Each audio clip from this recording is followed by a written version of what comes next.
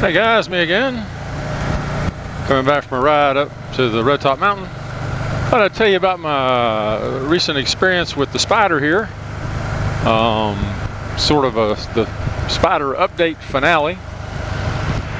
I did a video once before on this and said that the Spyder was in the shop because of a problem with it.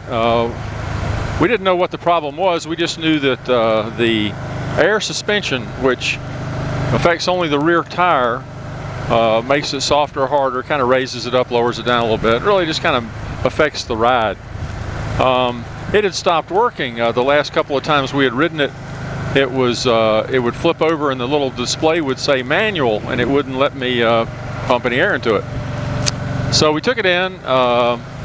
They did a quick inspection of it and determined that the pump, for whatever reason, was running, but it was not compressing any air. It was not blowing up the air shock. So they had to get took it in like on a Tuesday. They were able to look at it on a Thursday, which is when my original appointment was. But they had to get Can-Am's permission, because it is still under warranty, to go ahead and tear into it and find out for sure what it was. That took a few days, and they finally got permission, which we knew they would, and they went ahead and tore into it, and still could not determine whether it was the pump or the relief valve for the pump. So Can-Am told them go ahead and order both of them, and they checked all the hoses and all that. And while I was in there, we had them do the 40,000 mile service. And so they went ahead and did that. Well, they ordered the parts. Took a little over a week to get the parts in. And of course, by the time they get the parts in, we're kind of moved back in the queue a little bit, as far as they've got stuff on the workbench torn apart that they need to finish before they get back to us. Long and short of it is, about 3 weeks after we brought it in, we got her back. Now, everything they did was great. The service was perfect. They got the pump working. I've got the compressor is working fine, but we had a little issue. I don't know if you can see it. I'm going to point to it and get up to it. Do you see this duct tape right here? This duct tape is holding this mirror on. Now, the way this mirror is made, the way this thing fastens on, it has to be able to come off easily so that you can take other panels off to get access to the engine, because this thing is completely covered.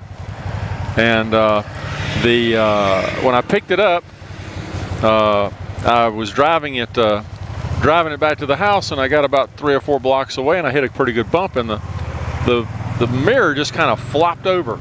It didn't fall off, it just kind of flopped over. And I didn't know what the hell was going on, so I stopped and looked at it to see if I could do anything. I couldn't make it stay up there.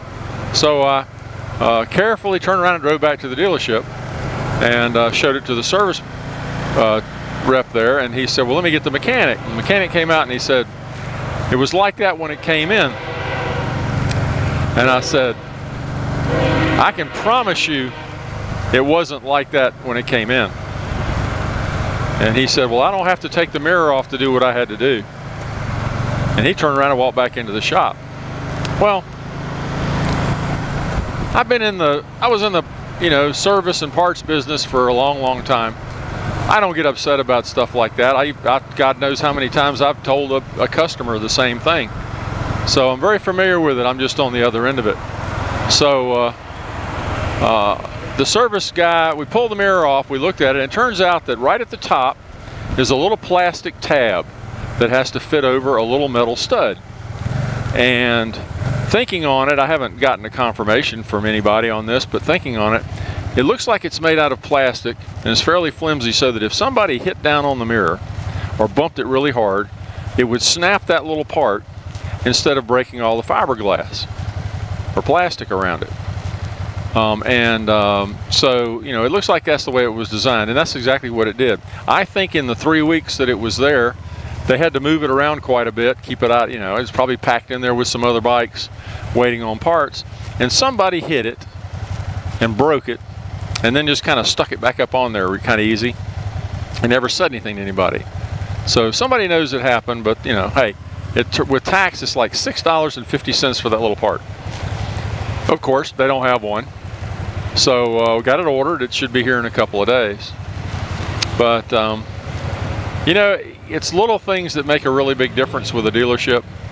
I'm sure, without a doubt, if I walked into the service manager's office or walked into the sales, or got hold of the salesman that I bought this from, that this issue would be resolved very quickly. In fact, they probably would have robbed that little part off of a new machine for me.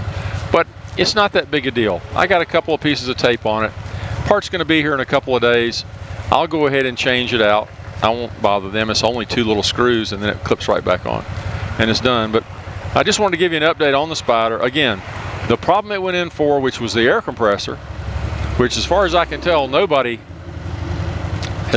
knows of any of this air compressor ever going out on one they've heard of. So this may be the first, I don't know. Oh, by the way, it turned out to be the relief valve.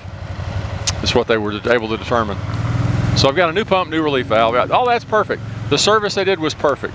It's just one of those little things, you know, where, you know, if they hadn't busted that little tab off, I'd be able to give them 100%, you know, way to go, terrific, you did a super job. I highly recommend you to everybody. But, you know, it just kind of soured the milk a little bit, you know what I mean? Oh well. Any of you guys had any adventures like this? My wife refuses to take her truck into the dealership where she bought it because she says she's had it in there 3 or 4 times over the years to get one thing or another fixed.